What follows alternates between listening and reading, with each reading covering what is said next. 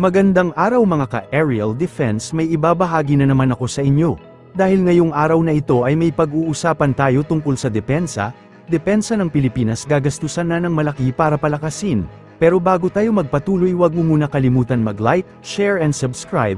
Manatiling nakatutok sa aming channel para updated ka sa balitang militar at West Philippine Sea. Pinapalakas ng Pilipinas ang mga gastusin sa pagtatanggol upang bigyang daan ang militar nito na pasiglahin ang mas malakas na pakikipagtulungan sa mga kaalyado. Sinabi ng isang opisyal ng National Security Council, ginawa ito ni NSC Assistant Director General Jonathan Malaya, matapos na tawagan ni United States President Donald Trump ang mga kaalyado, kabilang ang mga miyembro ng North Atlantic Treaty Organization, na pataasin ang kanilang paggastos sa depensa sa hindi bababa sa 2% ng kanilang gross domestic product. Sa ilalim ng CADC, tinitingnan ng militar ng Pilipinas na ipagtanggol ang mga nasasakupan ng bansa, kabilang ang 200 nautical mile exclusive economic zone nito. Sinabi ni Malaya na ang Pilipinas ay naglalaan ng mas maraming pondo para ipagpatuloy ang Horizon 3 ng Armed Forces of the Philippines Modernization Program, na nakatuon sa pagkuha ng mga kagamitan at sistema ng armas para sa external defense at territorial security ng bansa. We have shown to the United States that we have been ramping up also our defense spending.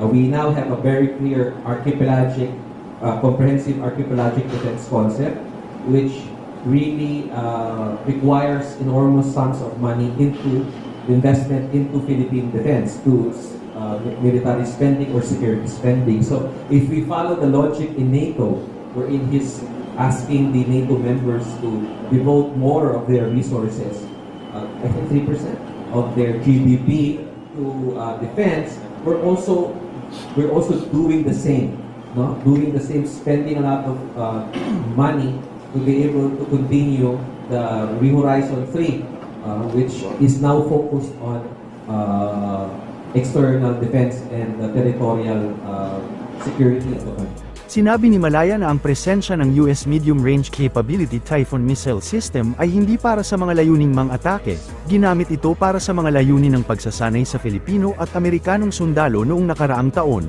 Sinabi ni Malaya na maaari rin itong gamitin para sa CADC ng Pilipinas. Typhoon Missile System, I think the Philippine government has made very clear its position that the presence of the Typhoon missile system in the Philippines was part, of course, of the Balikatan exercises. So the purpose of that was to train Filipino troops in utilizing this.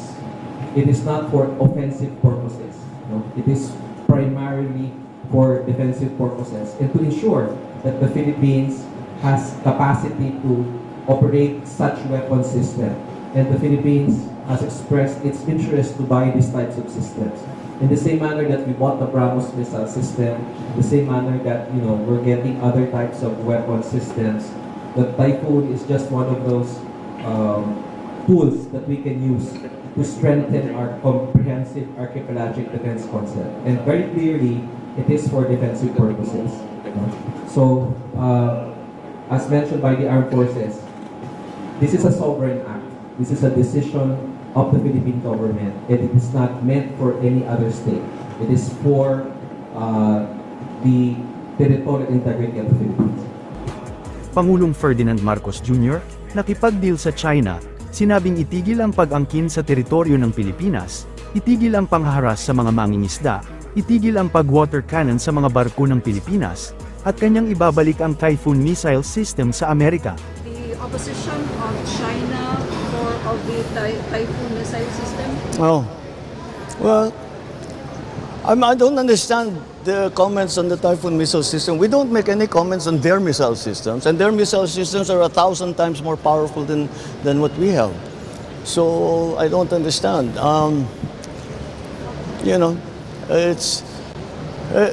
Let's make a deal with China. Stop claiming our territory. Stop harassing our fishermen and let them have a living. Stop ramming our boats. Stop water cannoning our people. Stop firing lasers at us. And stop your aggressive and coercive behavior. And I'll return the Typhoon missiles. Tigil nila yung ginagawa nila, babalik ko lahat yan. Para sa mas madaming update tungkol sa ating depensa, Paki-follow at like muna ng aming page na nasa description na ang link. Huwag mo na rin kalimutan mag-like, share and subscribe. Pindutin mo na rin ang bell para updated kayo sa aking mga bagong video. Maraming salamat po.